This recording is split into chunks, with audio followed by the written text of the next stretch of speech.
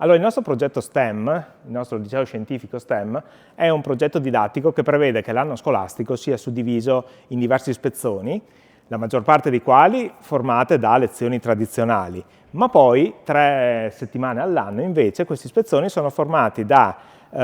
problemi scientifici che i ragazzi devono risolvere, guidati dagli insegnanti, ma in autonomia, divisi in gruppi.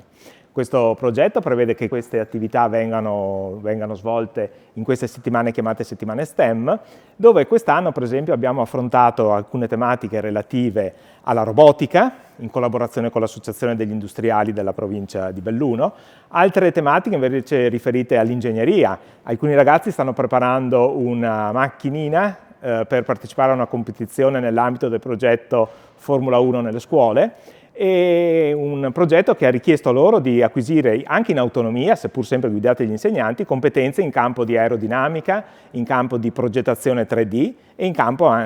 anche della stampa 3D. Oltre a questo poi abbiamo progetti che riguardano le energie rinnovabili e il tema quindi dei cambiamenti climatici, in modo da rendere dei ragazzi consapevoli di quello che è il mondo attorno a loro e di quanto il loro impegno e il loro entusiasmo possa contribuire a rendere questo mondo un mondo più vivibile per il futuro.